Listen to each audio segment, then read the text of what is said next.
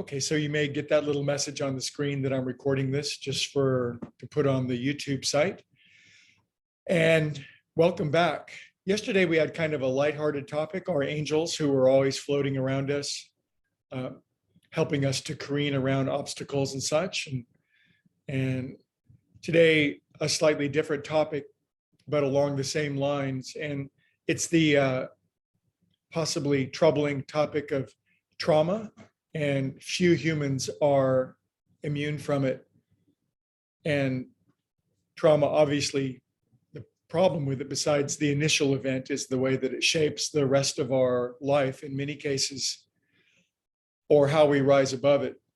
But if you think about it, young brains are especially susceptible to trauma.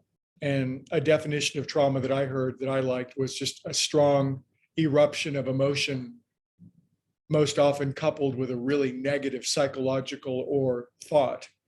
And if you put those two together, it's such a strong biochemical charge that it really causes the brain to shape itself into a particular form. Brains are really designed to help us survive. And so when we come across an event that's highly emotional and very negative, the brain says, that was important. I'm going to remember that forever. And when you think back to your childhood, think of the trillions of memories that you can't remember, all those times, but there are those 2 or 3 or 5 things that are indelibly etched in your brain.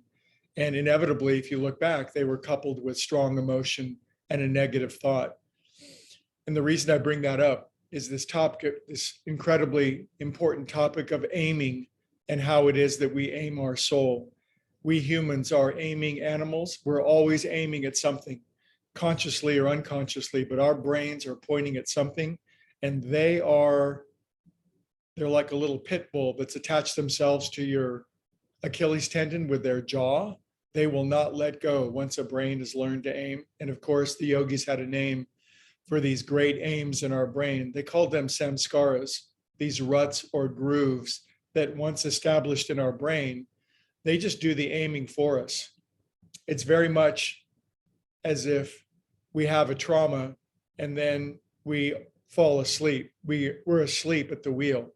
Think about these new modern cars. There are a few of them now, 10, 20, 30 years. Every car will be self-driven. You will aim them, and then you'll be able to get in, and then you can fall asleep at the wheel, and they will take you where you've aimed, which is a wonderful thing if the aim is in a good direction.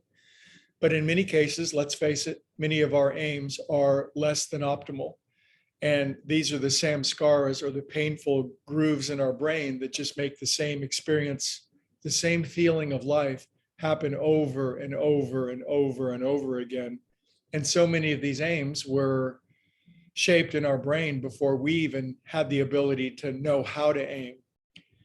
We didn't have the emotional or the psychological architecture to do so, or we were even aimed by our elders or parents or culture or education by people who didn't know how to aim either. So poor aim has been handed down from generation to generation to generation.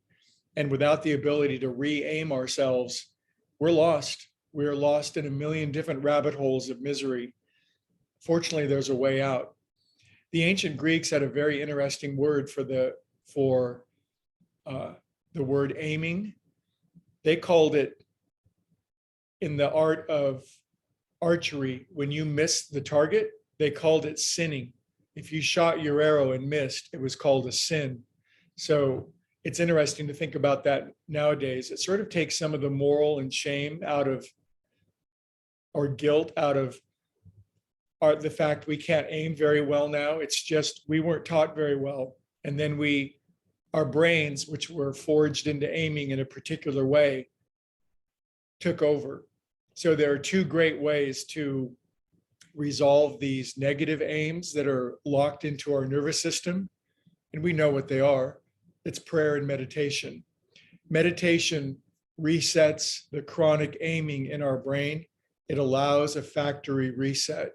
All the aims that are going on unconsciously, all these places we're driving asleep at the wheel, will begin to calm down and they'll settle.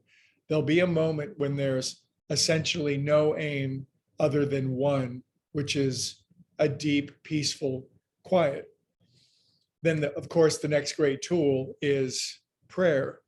Prayer has so many definitions, and I've thought of it lately as, very simply put, aiming my soul. And, we all know one definition of prayer.